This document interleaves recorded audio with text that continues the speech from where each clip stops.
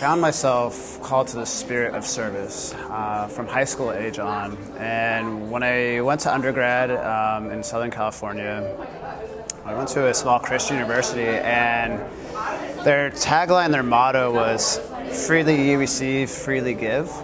And it's such a simple, it's a Bible verse, Matthew 7, and it just really embodies a simple ethos of this reciprocity we experience on earth, of how the abundance of Mother Earth gives to us, and as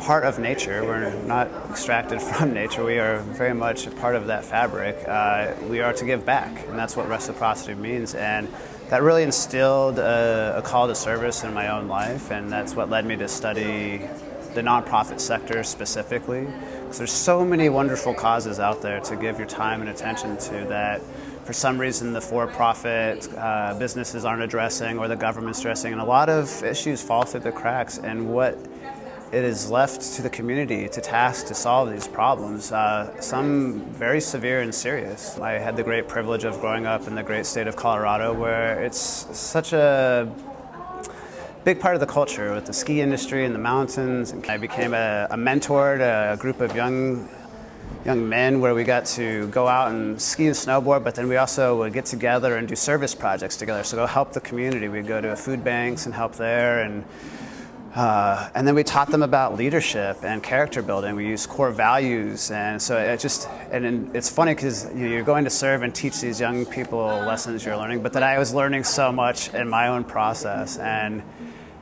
in tandem, I discovered psychedelics in my own journey of discovery and playfulness. And I had to kind of divide the two worlds for a while, because working with youth is a sensitive topic, especially when you talk about illegal substances. Then I was starting to get deeper with the healing side of it, and I was realizing I needed more resources to go into a room where I didn't have to explain myself. I could drop the taboo and the stigma around these and find others who get it, people who get the lingo. I always describe it as an ineffable experience, psychedelics, and you just can't put words to it. And so to find other people who you could just do the head nod and the finger snaps and it doesn't matter. And then I found that people who come to psychedelics are everyone.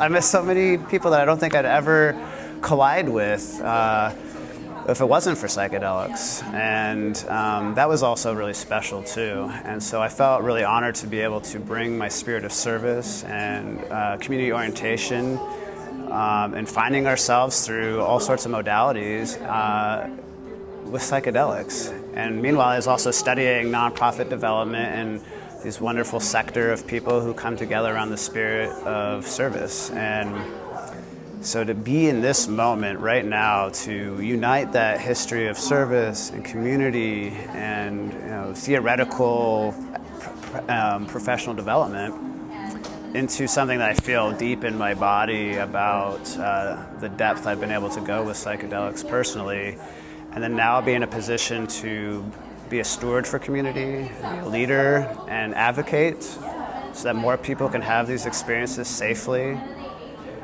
It feels incredibly humbling and a tremendous honor, and I'm just so hopeful for the future of this organization and this movement and the visions that everyone in this room and this weekend have contributed to the better world we know is possible.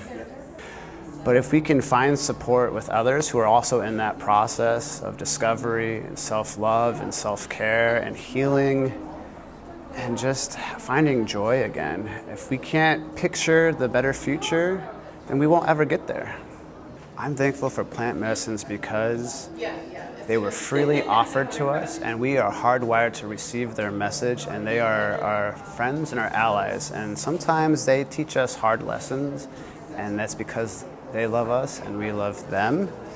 And plant medicines have an opportunity to collectively wake up from this slumber that we found ourselves as a culture and as a society, so that we can, like I said, imagine this better future we know is possible.